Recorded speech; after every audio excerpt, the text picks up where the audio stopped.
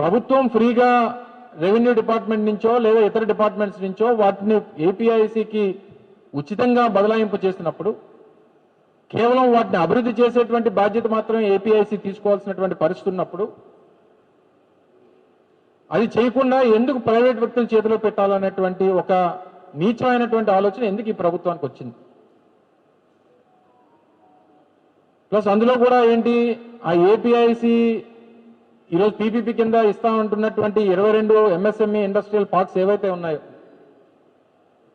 వాటిలో assign lands అంటే అనేక మంది దళితులకు కానీ వెనుకబడినటువంటి వర్గాలకు కానీ ఇచ్చినటువంటి భూములు కూడా వారు టేక్ ఓవర్ చేసుకునేటువంటి దానికి సహజంగా రాష్ట్రంలో ఏపీఐసి ద్వారా కేటాయింపు చేసినటువంటి భూములకి ఏపీఐసి కేటాయించినటువంటి భూములకి వారు అభివృద్ధి చేసేటువంటి ఇండస్ట్రియల్ పార్క్స్కి అందులో 22.5% ప్లాట్స్ ఎస్సీ ఎస్టీస్కి కేటాయించడానికి ఒక పాలసీ ఉంది. ఇప్పుడు కొత్తగా ఇచ్చేటువంటి ఇండస్ట్రియల్ పార్క్ పాలసీలో ఏదైతే ప్రైవేట్ వాళ్ళకి ఇస్తామని చెప్తున్నటువంటి ఈ పీపీపీ పద్ధతిలో ఇస్తామన్నటువంటి పాలసీలో అవి ఏవీ లేవు.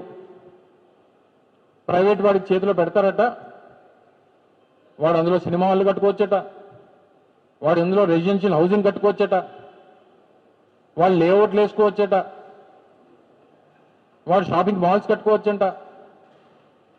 అసలు ఏపీఐసి అనేటువంటిది ఇండస్ట్రియల్ ఇన్ఫ్రాస్ట్రక్చర్ కార్పొరేషన్. అది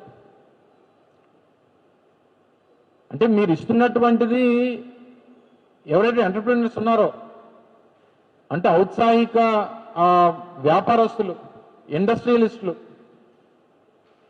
ఇక్కడ ఉన్నటువంటి వనరులను వినియోగించుకోనో, ఇక్కడ ఉన్నటువంటి వర్క్ ఫోర్స్ని వినియోగించుకోనో, ఇక్కడ వ్యాపారాలు చేసి తద్వారా అభివృద్ధి చెందాలనుకున్నటువంటి ఎవరైతే ఇండస్ట్రియలిస్టులు కానీ చిన్న చిన్న వ్యాపారస్తులు కానీ